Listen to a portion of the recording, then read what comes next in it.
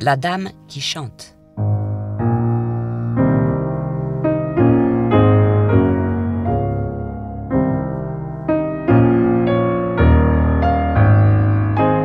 La dame qui allait chanter se dirigea vers le piano et je me sentis tout à coup une âme féroce, une révolte concentrée et immobile de prisonnier.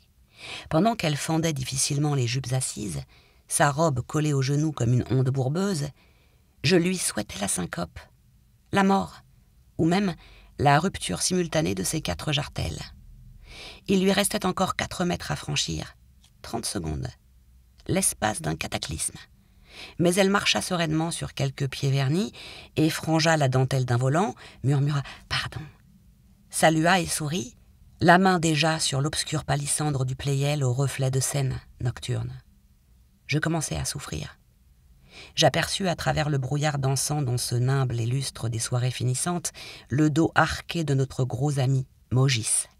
Son bras arrondi qui défendait contre les coudes un verre plein.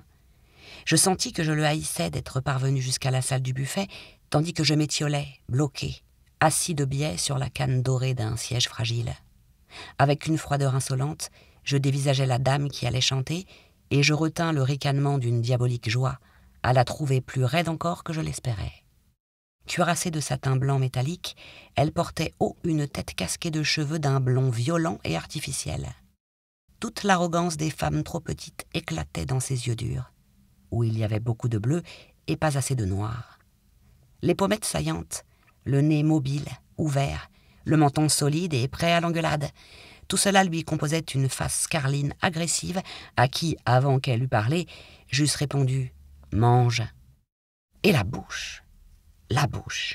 J'attachais ma contemplation douloureuse sur ses lèvres inégales, fendues à la diable par un canif distrait. Je supputais la vaste ouverture qu'elle démasquerait tout à l'heure, la qualité des sons que me girait cette antre. Le beau gueuloir. Par avance, les oreilles m'en sifflèrent et je serrai les mâchoires. La dame qui allait chanter se campa impudique face à l'assistance et se hissa dans son corset droit pour faire saillir sa gorge en pomme. Elle respira fortement, toussa et se racla la gorge à la manière dégoûtante des grands artistes. Dans le silence angoissant où grinçaient, pincas minuscules, les armatures parfumées des éventails, le piano préluda. Et soudain, une note aiguë, un cri vibrant troua ma cervelle, hérissa la peau de mon échine. La dame chantait. À ce premier cri, jailli du plus profond de sa poitrine, succéda la langueur d'une phrase, nuancée par le mezzo le plus velouté, le plus plein, le plus tangible que j'eusse entendu jamais. Saisi, je relevai mon regard vers la dame qui chantait. Elle avait sûrement grandi depuis un instant. Les yeux larges, ouverts et aveugles, elle contemplait quelque chose d'invisible vers quoi tout son corps s'élançait, hors de son armure de satin blanc. Le bleu de ses yeux avait noirci, et sa chevelure, teinte ou non, la coiffait d'une flamme fixe, toute droite. Sa grande bouche généreuse s'ouvrait, et j'en voyais s'envoler les notes brûlantes, les unes pareilles à des bulles d'or, les autres comme de rondes roses pures. Des trilles brillaient comme un ruisseau frémissant, comme une couleuvre fine. De lents vocalismes me caressaient comme une main tranchante et fraîche. Ô voix inoubliable! Je me pris à contempler fasciné cette grande bouche aux lèvres fardées, roulée sur des dents larges, cette porte d'or des sons, cet écrin de 1000 joyaux. Un sang rose colorait les pommettes calmouques, les épaules enflées d'un souffle précipité, la gorge offerte. Au bas du buste tendu dans une immobilité passionnée, 2 expressives petites mains tordaient leurs doigts nus. Seuls les yeux, presque noirs, planaient au-dessus de nous, au-dessus de tout, aveugles et sereins. « Amour !» chanta la voix, et je vis la bouche irrégulière, humide et pourprée, se resserrer sur le mot en dessinant l'image d'un baiser. Un désir si brusque et si fou m'embrasa que mes paupières se mouillèrent de larmes nerveuses. La voix merveilleuse avait tremblé, comme étouffée d'un flot de sang, et les cils épais de la dame qui chantait battirent, une seule fois. Oh, boire cette voix à sa source, la sentir jaillir entre les cailloux polis de cette luisante denture, l'endiguer 1 minute contre mes propres lèvres, l'entendre, la regarder bondir, torrent libre, et s'épanouir en longues nappes harmonieuses que je fêlerais d'une caresse. Être l'amant de cette femme que sa voix transfigure, et de cette voix, séquestrée pour moi seule. Cette voix plus émouvante que la plus secrète caresse, et le second visage de cette femme, son masque irritant et pudique de nymphe qu'un songe enivre. Au moment où je succombais de délices, la dame qui chantait se tut. Mon cri d'homme qui tombe se perdit dans un tumulte poli d'applaudissements, dans ces « waouh, waouh » qui signifient bravo en langue salonière. La dame qui chantait s'inclina pour remercier, en déroulant entre elle et nous un sourire, un battement de paupières qui la séparait du monde. Elle prit le bras du pianiste et tenta de gagner une porte. Sa traîne de satin piétinée, écrasée, entravait ses pas. Dieu, allais-je la perdre? Déjà, je ne voyais plus d'elle qu'un coin de son armure blanche. Je m'élançai, sauvage, pareil en fureur dévastatrice à certains rescapés du bazar de la rue Jean Goujon. Enfin je l'atteignis, quand elle abordait le buffet, île fortunée, chargée de fruits et de fleurs, scintillante de cristaux et de vin pailleté. Elle étendit la main et je me précipitai, mes doigts tremblants, offrant une coupe pleine. Mais elle m'écarta sans ménagement et me dit, atteignant une bouteille de Bordeaux, « Merci bien, monsieur, mais le champagne m'est contraire, surtout lorsque je sors de chanter. Il me retombe sur les jambes, surtout que ces messieurs et dames veulent que je leur chante encore la vie et l'amour d'une femme, vous pensez. » Et sa grande bouche, grotte d'ogre ou niche l'oiseau merveilleux, se referma sur un cristal fin qu'elle eut d'un sourire broyé en éclats. Je ne ressentis point de douleur ni de colère. J'avais retenu seulement ceci. Elle allait chanter encore. J'attendis, respectueux, qu'elle eût vidé un autre verre de Bordeaux, qu'elle eût, d'un geste récure, essuyé les ailes de son nez, les coins déplorables de ses lèvres, aéré ses aisselles mouillées, aplati son ventre d'une tape légère et affermi sur son front le devant postiche de ses cheveux oxygénés. J'attendis, résigné, meurtri, mais plein d'espoir, que le miracle de sa voix me la rendit.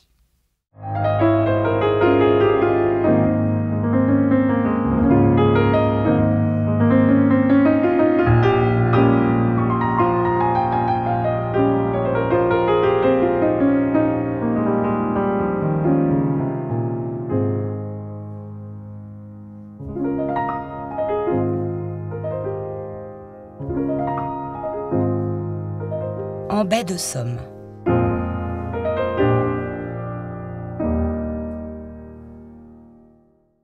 Ce doux pays, plat et blond, serait-il moins simple que je l'ai cru d'abord? J'y découvre des mœurs bizarres. On y pêche en voiture, on y chasse en bateau. Allons, au revoir, la barque est prête. J'espère vous rapporter ce soir un joli rôti de bécassine. Et le chasseur s'en va, encaqué dans son ciré jaune, le fusil en bandoulière. Mes enfants, venez vite, voilà les charrettes qui reviennent. Je vois les filets tout pleins de limandes pendus au brancard. Étrange pour qui ignore que le gibier s'aventure au-dessus de la baie et la traverse, du Hourdel au Crotoy, du Crotoy à Saint-Valery. Étrange pour qui n'a pas grimpé dans une de ces carrioles à large roue qui mènent les pêcheurs tout le long des 25 kilomètres de la plage à la rencontre de la mer. Beau temps. On a mis tous les enfants à cuire ensemble sur la plage. Les uns rôtissent sur le sable sec, les autres mijotent au bain-marie dans les flasques chaudes. La jeune maman, sous l'ombrelle de toile rayée, oublie délicieusement ses deux gosses et s'enivre, les joues chaudes, d'un roman mystérieux, habillée comme elle de toile écrue. « Maman, maman, dis donc maman !» Son gros petit garçon, patient et têtu, attend, l'appelle au doigt, les joues sablées comme un gâteau. « Maman, dis donc maman !» Les yeux de la liseuse se lèvent enfin, hallucinés, et elle jette un petit aboiement excédé. « Quoi ?»« Maman, Janine est noyée. »« Qu'est-ce que tu dis ?»« Janine est noyée !» répète le bon gros petit garçon têtu. Le livre vole, le pliant tombe. « Qu'est-ce que tu dis, petit malheureux? Ta sœur est noyée ?»« Oui, elle était là tout à l'heure, elle n'y est plus, alors je pense qu'elle s'est noyée. » La jeune maman tourbillonne comme une mouette et va crier, quand elle aperçoit la noyée au fond d'une cuve de sable où elle fouille comme un ratier. « Jojo, tu n'as pas honte d'inventer des histoires pareilles pour m'empêcher de lire? Tu n'auras pas de chou à la crème à 4 heures. » Le bon gros écarquille des yeux candides. « Mais c'est pas pour te taquiner, maman.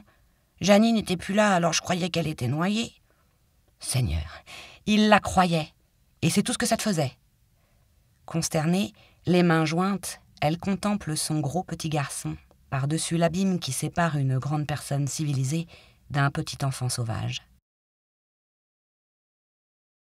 Mon petit Bull a perdu la tête. Aux trousses du bécasseau et du pluvier à collier, il s'arrête, puis part follement, s'essouffle, plonge entre les joncs, s'enlise, nage et ressort bredouille, mais ravi et secouant autour de lui une toison imaginaire. Mais je comprends que la mégalomanie le tient et qu'il se croit devenu épagnol. La religieuse et le chevalier Pierre-Rouge devisent avec l'arlequin. La religieuse penche la tête, puis court, coquette, pour qu'on la suive, et pousse de petits cris. Le chevalier Pierre-Rouge, botté de maroquin orange, siffle d'un air cynique, tandis que l'arlequin, fuyant et mince, les épie. Ô lecteur vicieux, qui espérez une anecdote dans le goût grivois et suranné, détrompez-vous, je vous conte seulement les ébats de 3 jolis oiseaux de marais. Ils ont des noms charmants, ces oiseaux de la mer et du marécage, des noms qui fleurent la comédie italienne, voire le roman héroïque, comme le chevalier combattant, ce guerrier d'un autre âge qui porte plastron et collerette hérissée, et cornes de plumes sur le front. Plastron vulnérable, cornes inoffensives, mais le mâle ne ment pas à son nom, car les chevaliers combattants s'entretuent, sous l'œil paisible de leurs femelles, harem indifférent accroupi en boule dans le sable. Dans un petit café du port, les pêcheurs attendent, pour repartir, le flot qui monte et déjà chatouille sournoisement la quille des bateaux, échoués de biais sur le sable au bas du quai. Ce sont des pêcheurs comme partout, en toile goudronnée, en tricot bleu, en sabots Camus. Les vieux ont le collier de barbe et la pipe courte. C'est le modèle courant, vulgarisé par la chromolithographie et l'instantané. Ils boivent du café et rient facilement, avec ces clairs yeux vides de pensée qui nous charment, nous autres terriens. L'un d'eux est théâtralement beau, ni jeune ni vieux, crépus d'une toison et d'une barbe plus pâle que sa peau tannée, avec des yeux jaunes, des prunelles de chèvre rêveuse qui ne clignent presque jamais. La mer est montée, les bateaux dansent dans la baie au bout de leurs amarres, et trinquent du ventre. Un à un, les pêcheurs s'en vont et serrent la patte du beau gars aux yeux d'or. Au revoir, Canada. À la fin, Canada reste seul dans le petit café, debout, le front aux vitres, son verre d'eau-de-vie à la main. Qu'attend-il ? Je m'impatiente et me décide à lui parler. Ils vont loin, comme ça. Son geste lent, son vaste regard désigne la haute mer. Par là-bas, il y a bien de la crevette ces jours-ci. Il y a bien de la limande et du maquereau et de la sole. Il y a bien un peu de tout. Vous ne pêchez pas aujourd'hui, vous ? Les prunelles d'or se tournent vers moi, un peu méprisantes. Je suis pas pêcheur, ma petite dame. Je travaille avec le photographe pour les cartes postales. Je suis type local. Bain de soleil. Poussette, tu vas te cuire le sang. Viens ici tout de suite. Ainsi apostrophée du haut de la terrasse, la chienne Bull lève seulement son museau de monstre japonais couleur de bronze. Sa gueule, fendue jusqu'à la nuque, s'entr'ouvre pour un petit allaitement court et continu, fleuri d'une langue frisée, rose comme un bégonia. Le reste de son corps traîne, écrasé comme celui d'une grenouille morte. Elle n'a pas bougé. Elle ne bougera pas. Elle cuit. Une brume de chaleur baigne la baie de Somme, où la marée de morte eau palpite à peine, plate comme un lac. Reculée derrière ce brouillard moite et bleu, la pointe de Saint-Quentin semble frémir et flotter, inconsistante comme un mirage. La belle journée à vivre sans penser, vêtue seulement d'un maillot de laine. Mon pied nu tâte amoureusement la pierre chaude de la terrasse et je m'amuse de l'entêtement de Poussette qui continue sa cure de soleil avec un sourire de supplicité. « Veux-tu venir ici, sotte bête ?» Et je descends l'escalier dont les derniers degrés s'enlisent, recouvert d'un sable plus mobile que l'onde, ce sable vivant qui marche, ondule, se creuse, vole et crée sur la plage, par un jour de vent, des collines qu'il nivelle le lendemain. La plage éblouit et me renvoie au visage, sous ma cloche de paille rabattue jusqu'aux épaules, une chaleur montante, une brusque haleine de four ouvert. Instinctivement, j'abrite mes joues, les mains ouvertes, la tête détournée comme devant un foyer trop ardent. Mes orteils fouillent le sable pour trouver, sous cette cendre blonde et brûlante, la fraîcheur salée, l'humidité de la marée dernière. Midi sonne au crottoir, et mon ombre courte se ramasse à mes pieds, coiffée d'un champignon. Douceur de se sentir sans défense et, sous le poids d'un beau jour implacable, d'hésiter, de chanceler une minute, les mollets criblés de 1000 aiguilles, les reins fourmillant sous le tricot bleu, puis de glisser sur le sable à côté de la chienne qui bat de la langue. Couché sur le ventre, un linceul de sable me couvre à demi.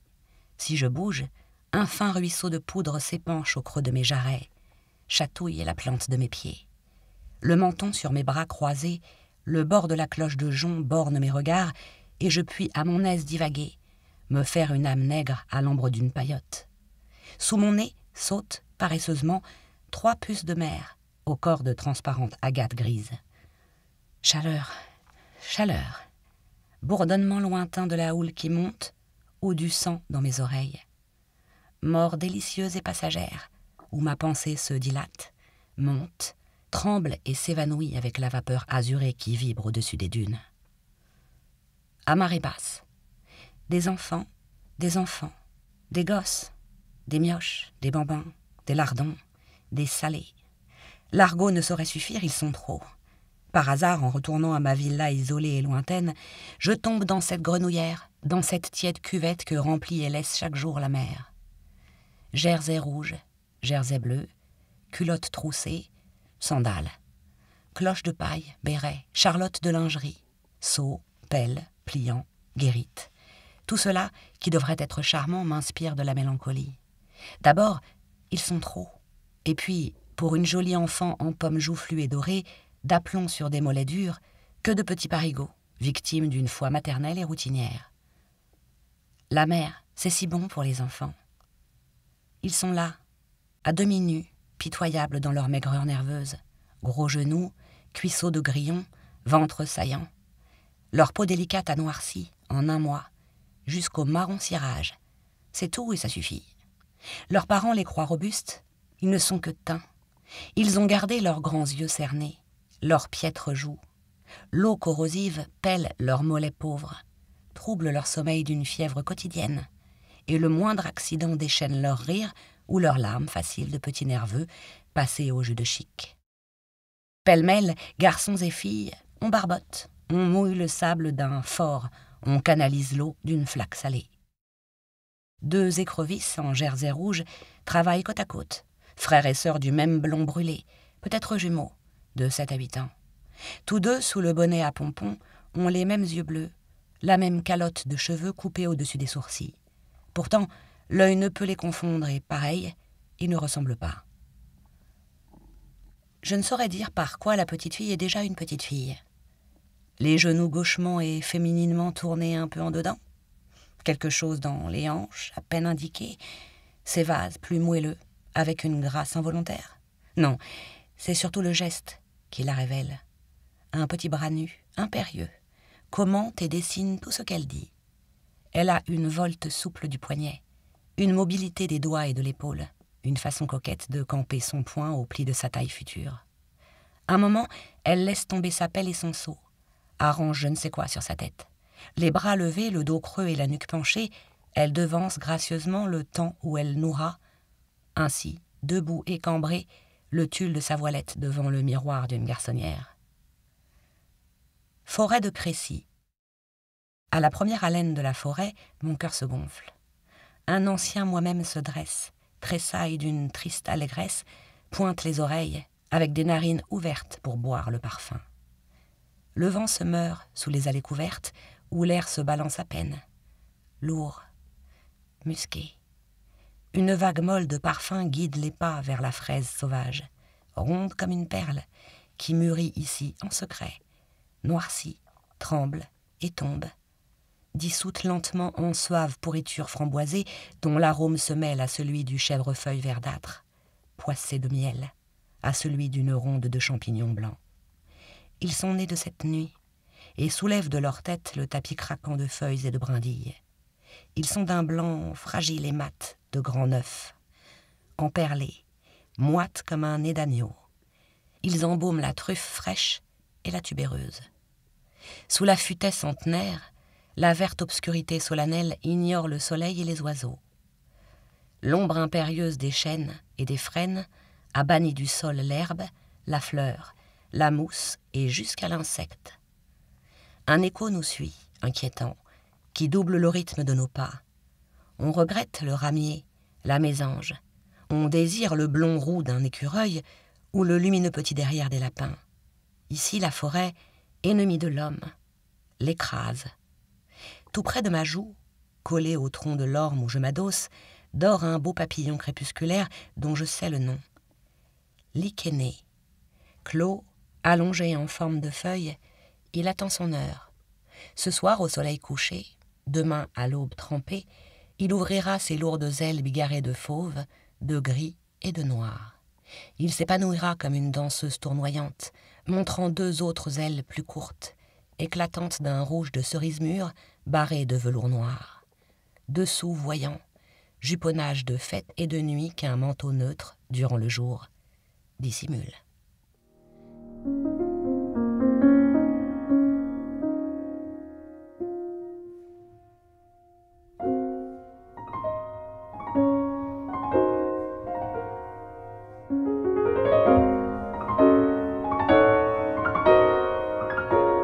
Partie de pêche. Vendredi.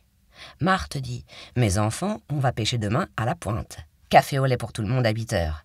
L'auto plaquera ceux qui ne seront pas prêts. » Et j'ai baissé la tête et j'ai dit « Chouette !» avec une joie soumise qui n'exclut pas l'ironie.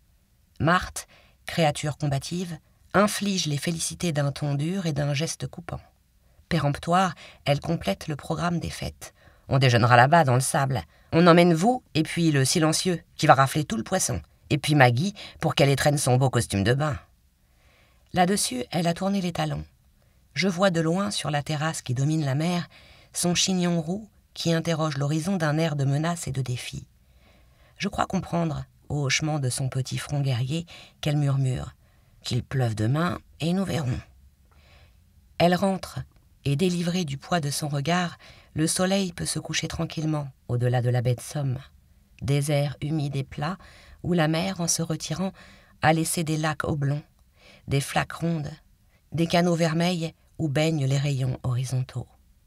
La dune est mauve, avec une rare chevelure d'herbe bleuâtre, des oasis de liserons délicats dont le vent déchire, dès leur éclosion, la jupe parapluie veinée de rose. Les chardons de sable en tôle azurée se mêlent à l'arête-bœuf fleurie de carmin. L'arête-bœuf, qui pique d'une épine si courte qu'on ne se méfie pas de lui. Flore pauvre et dure, qui ne se fane guère et brave le vent et la vague salée. Flore qui sied à notre petite hôtesse batailleuse, ce beau chardon roux, au regard d'écolier sans vergogne. Pourtant, çà et là, verdit la Christe marine, grasse, juteuse, acidulée, chair vive et tendre de ces dunes pâles comme la neige. Quand cette poison de Marthe, mon amie, a exaspéré tout le monde, quand on est tous prêts, à cause de sa face de jeune furie, de sa voix de potache, d'oublier qu'elle est une femme. Alors Marthe rit brusquement, rattache une mèche rousse envolée en montrant des bras clairs, luisants, dans lesquels on voudrait mordre et qui craqueraient, frais, acidulés et juteux sous la dent, comme la Christe marine. La baie de Somme, humide encore, mire sombrement à un ciel égyptien, framboise turquoise et cendre verte. La mer est partie si loin qu'elle ne reviendra peut-être plus jamais. Si, elle reviendra, traîtresse et furtive comme je la connais ici. On ne pense pas à elle. On lit sur le sable, on joue, on dort, face au ciel, jusqu'au moment où une langue froide, insinuée entre vos orteils, vous arrache un cri nerveux. La mer est là, toute plate. Elle a couvert ses 20 kilomètres de plage avec une vitesse silencieuse de serpent. Avant qu'on l'ait prévue, elle a mouillé le livre, noirci la jupe blanche, noyé le jeu de croquet et le tennis. 5 minutes encore, et la voilà qui bat le mur de la terrasse d'un flac-flac, mou et rapide, d'un mouvement soumis et content de chienne qui remue la queue. Un oiseau noir jaillit du couchant, flèche lancée par le soleil qui meurt. Il passe au-dessus de ma tête avec un crissement de soie tendue et se change, contre l'est obscur, en goéland de neige. Samedi matin, 8 heures. Brouillard bleu et or, vent frais, tout va bien. Marthe pérore en bas et les peuples tremblent, prosternés. Je me hâte. Arriverai-je à temps pour l'empêcher de poivrer à l'excès la salade de pommes de terre? 8h30, départ. L'auto ronronne, pavoisé de havenaux flottants. Du fond d'un imperméable verdâtre, de dessous une paire de lunettes bombées, la voix de Marthe vitupère le zèle maladroit des domestiques. Ces empotés qui ont collé les abricots contre le rôti de porc frais. Pourtant, elle condescend à me tendre une patte gantée et je devine qu'elle me sourit, avec une grâce scaphandrière. Maggie, mal réveillée, prend lentement conscience du monde extérieur et sourit en anglais. Nous savons tous qu'elle cache, sous son long paletot, un costume de bain pour music hall, tableau de la pêche aux crevettes. Le silencieux, qui ne dit rien, fume avec activité. 8h15. Sur la route plate, qui se tortille inutilement et cache à chaque tournant un paysan et sa charrette, Marthe, au volant, freine un peu brusquement et grogne dans son scaphandre. 8h50. Tournant brusque, paysan et charrette.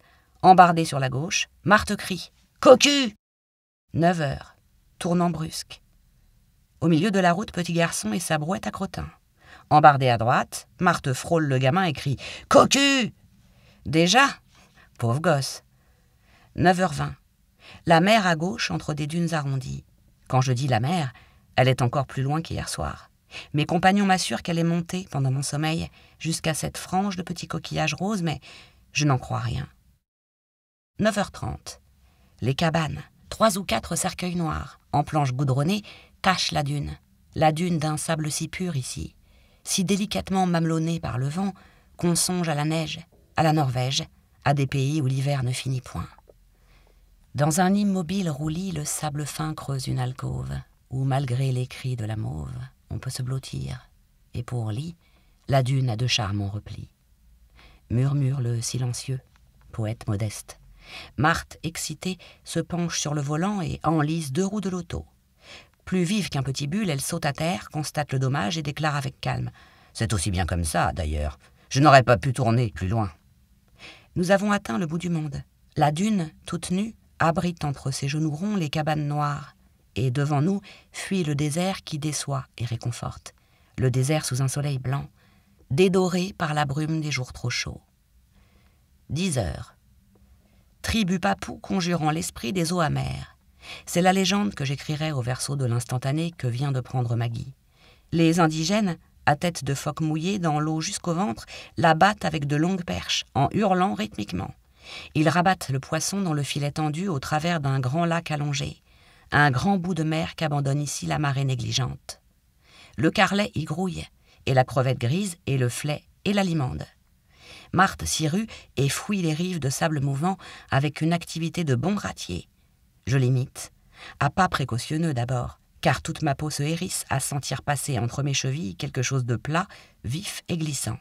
« Oh vous, bon Dieu, vous ne la voyez donc pas ?»« Quoi ? Mais la limande, là !»« Là ?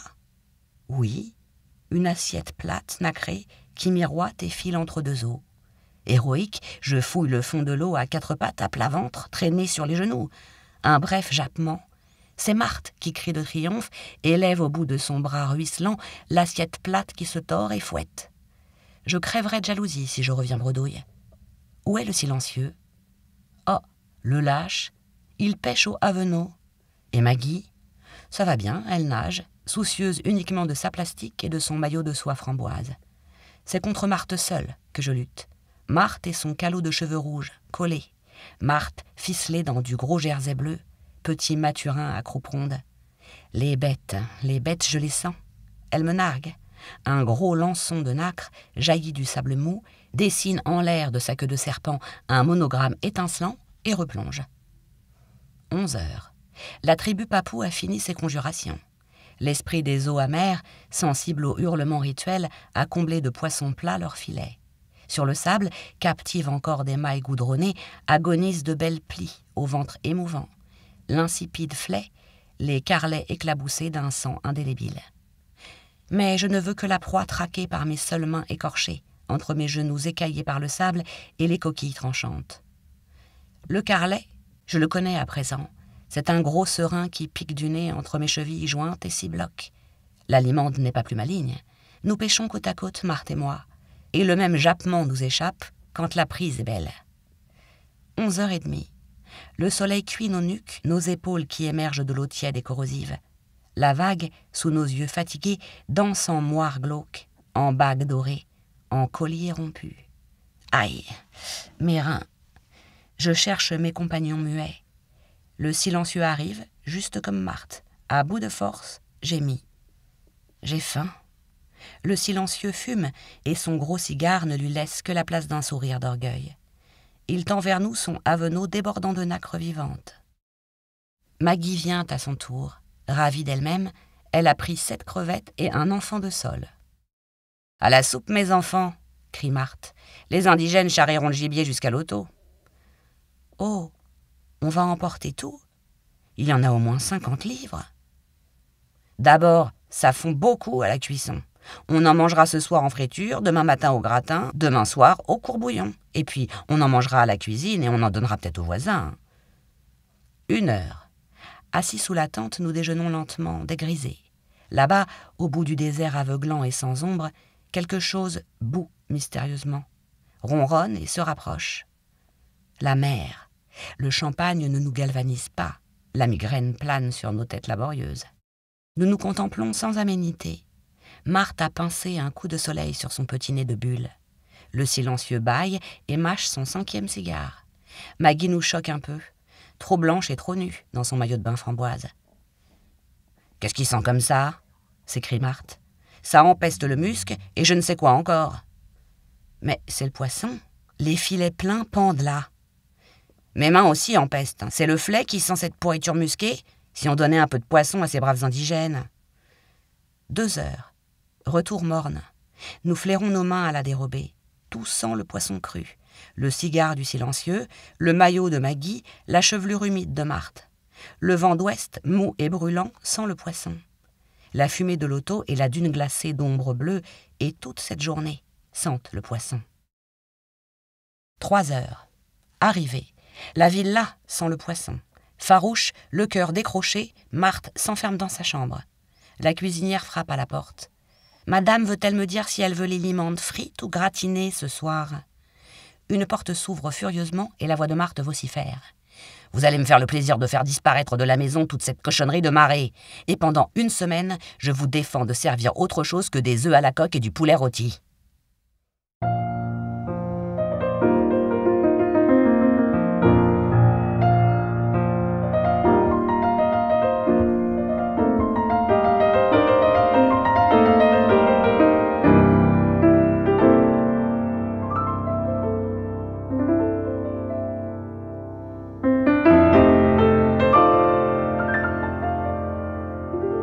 Music Hall. On répète en costume à Alix une pantomime que les communiqués prévoient sensationnelle. Le long des couloirs qui fleurent le plâtre et l'ammoniaque, au plus profond de l'orchestre, abîme indistinct, circulent et se hâtent d'inquiétantes larves. Rien ne marche. Pas fini le décor trop sombre qui boit la lumière et ne la rend pas. Mal réglés les jeux de halo du projecteur. Et cette fenêtre rustique enguirlandée de vignes rousses qui s'ouvre de bonne grâce mais refuse de se clore. Le mime W, surmené, fait sa dame aux camélias, la main sur l'estomac pour contenir une toux rauque. Il tousse à effrayer, il tousse à en mourir, avec des saccades de mâchoires d'un dramatique. Le petit amoureux s'est, dans son trouble, grimé en poivreau, nez rouge et oreilles blafardes, ce pourquoi il s'entend nommer par l'organe expirant du mime W, fourneau cordonnier, et même vaseline. Rien ne marche, rien ne marchera. Le patron est là, sur le plateau, le gros commanditaire aussi, celui qui ne se déplace que pour les numéros coûteux.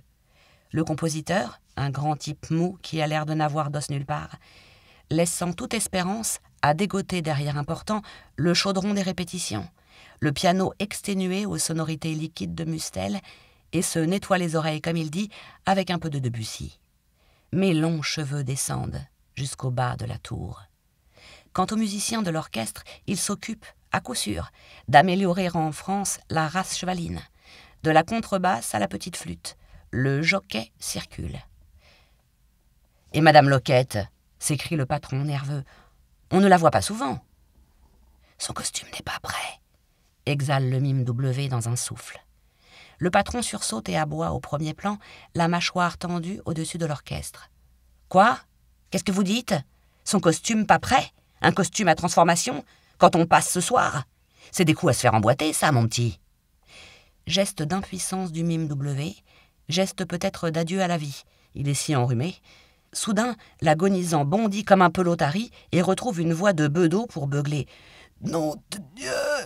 Touchez pas à ça. C'est mon lingue à jus de groseille. » Avec des mains d'infirmière, il manie et essaie son poignard truqué, accessoire de précision qui saigne des gouttes sirupeuses et rouges. « Ah, voilà Madame Loquette. Enfin !» On se précipite avec des exclamations de soulagement vers la principale interprète. Le gros commanditaire assure son monocle. Madame Loquette, qui a froid, frissonne des coudes et serre les épaules sous son costume peut-être monténégrin, sans doute croate, à coup sûr moldovalaque, avec quelque chose de dalmate dans l'allure générale. Elle a faim. Elle vient de passer 4 heures debout chez Landolph. Elle bâille d'agacement. Voyons ce fameux costume. C'est une déception. Trop simple, murmure le patron. Un peu sombre, laisse tomber le gros commanditaire. L'auteur de la musique, oubliant Péléas, s'approche, onduleux et désossé, et dit pâteusement « Ah, c'est drôle, je ne la voyais pas comme ça, moi. J'aurais aimé quelque chose de vert, avec de l'or, et puis avec un tas de machins qui pendent, des fourbis, des édipoives, quoi. » Mais le mime W, enchanté, déclare que ce rouge-rose fait épatamment valoir les feuilles mortes et les grilles de sa défroque de contrebandier. Madame Loquette, les yeux ailleurs, ne répond rien et souhaite seulement, de toutes les forces de son âme, un sandwich au jambon, ou 2, ou 3, avec de la moutarde. Silence soucieux. « Enfin, soupire le patron, voyons le dessous. Allez-y, W, prenez votre scène au moment où vous lui arrachez sa robe. » Le bronchité, le pneumonique, se transforme d'un geste de son visage en brute montagnarde et se rue, poignard levé, sur Madame Loquette, l'affamée Loquette, devenue brusquement une petite femelle traquée, haletante, les griffes prêtes. Il lutte un court instant, la robe se déchire du col aux chevilles, Madame Loquette apparaît demi-nue, le cou renversé, offert au couteau. « Hep ! Arrêtez-vous, mes enfants. L'effet est excellent. Pourtant, attendez. » Les hommes se rapprochent de la principale interprète. Silence studieux. Elle laisse, plus indifférente qu'une pouliche à vendre, errer leur regard sur ses épaules découvertes, sur la jambe visible hors de la tunique fendue. Le patron cherche, clappe des lèvres, ronchonne. Évidemment, ce n'est pas assez, pas assez nu, là. La pouliche indifférente tressaille comme piquée par un temps. Pas assez nu ? Qu'est-ce qu'il vous faut ? Et il me faut, je ne sais pas, moi, l'effet est bon, mais pas assez éclatant, pas assez nu. Je maintiens le mot. Tenez, cette mousseline sur la gorge, c'est déplacé, c'est ridicule. C'est engonçant. Il me faudrait... Inspiré, le patron recule de 3 pas, étend le bras et, d'une voix d'aéronaute quittant la terre, « Lâchez un sein !» crie-t-il. Même cadre, on répète la revue. Une revue comme toutes les revues. C'est l'internement de 1 à 7 heures de tout un pensionnat pauvre et voyant, bavard, empanaché, grands chapeaux agressifs, bottines dont le chevreau est gratigné bleu-i, jaquettes minces qu'on rehausse d'un tour de cou en fourrure. Peu d'hommes. Les plus riches reluisent d'une élégance boutiquière. Les moins fortunés tiennent le milieu entre le lad et le lutteur. Quelques-uns s'en tiennent encore au genre démodé du rapin d'opérette, beaucoup de cheveux et peu de linge. Mais quel foulard! Tous ont, en passant de la rue Glaciale au promenoir, le même soupir de détente et d'arrivée à cause de la bonne chaleur malsaine que soufflent les calorifères. Sur le plateau, le chaudron des répétitions fonctionne déjà, renforcé, pour les danses, d'un violon vinaigré. 13 danseuses anglaises se démènent avec une froide frénésie. Elles dansent dans cette demi-nuit des répétitions, comme elles danseront le soir de la générale, ni plus mal, ni mieux.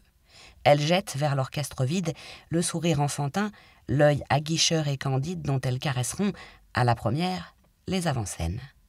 Une conscience militaire anime leur corps grêle et dur, jusqu'à l'instant de redevenir, le portant franchi, des enfants maigres et gais, nourris de sandwichs et de pastilles de menthe. Au promenoir, une camaraderie de prisonnières groupe les petites marcheuses à 3 louis par mois, celles qui changeront 6 ou 8 fois de costume au cours de la revue. Autour d'un guéridon de bar, elles bavardent comme on mange, avec fièvre, avec gloutonnerie. Plusieurs tirent l'aiguille, elles raccommodent des nippes de gosses. L'une d'elles séduit par sa minceur androgyne. Elle a coiffé ses cheveux courts d'un feutre masculin, d'une élégance très ramor. Les jambes croisées sous sa jupe étroite, elle fume et promène autour d'elle le regard insolent et sérieux d'une mademoiselle de Maupin. L'instant d'après, sa cigarette finie, elle tricote, les épaules basses, une paire de chaussons d'enfant. Pauvre petite Maupin de Montmartre, qui arbore un vice saillant comme on adopte le chapeau du jour. Qu'est-ce que tu veux? On n'a pas de frais de toilette. Avec 2 galures et 2 costumes tailleurs, je fais ma saison. Et puis, il y a des hommes qui aiment ça. Une boulotte camuse aux yeux luisants, costaude, courtaude, coud d'une main preste et professionnelle en bavardant âprement. Ils vont encore nous coller une générale à 00h30, comme c'est commode.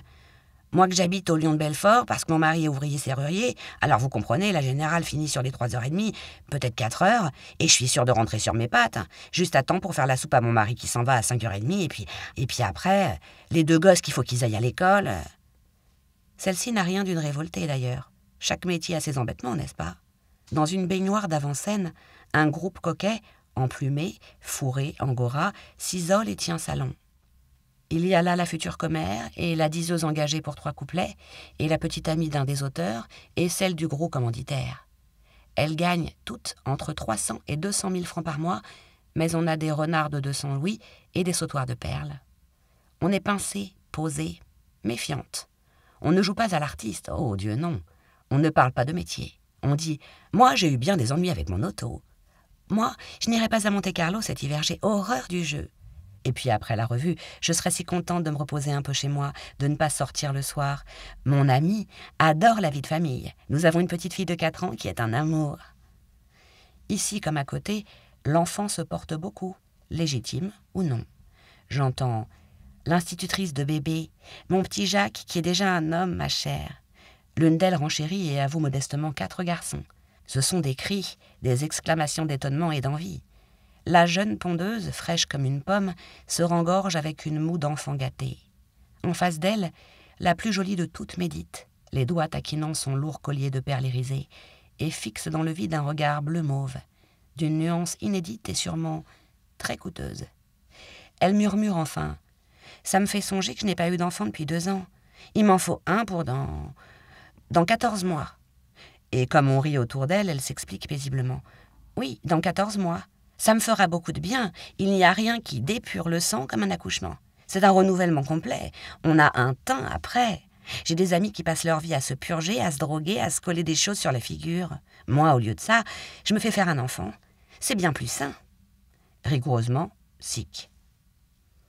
En quittant le promenoir, je frôle du pied quelque chose qui traîne sur le tapis sale. Un peu plus, j'écrasais une main, une petite patte enfantine, la paume en l'air. Les petites Anglaises se reposent là par terre, en tas. Quelques-unes, assises, s'adossent au mur, les autres sont jetées en travers de leurs genoux ou pelotonnées en chien de fusil et dorment. Je distingue un bras mince, nu jusqu'au coude, une chevelure lumineuse en coque rousse au-dessus d'une délicate oreille anémique. Sommeil misérable et confiant, repos navrant et gracieux de jeunes bêtes surmenées. On songe à une portée de chatons orphelins qui se serrent pour se tenir chaud.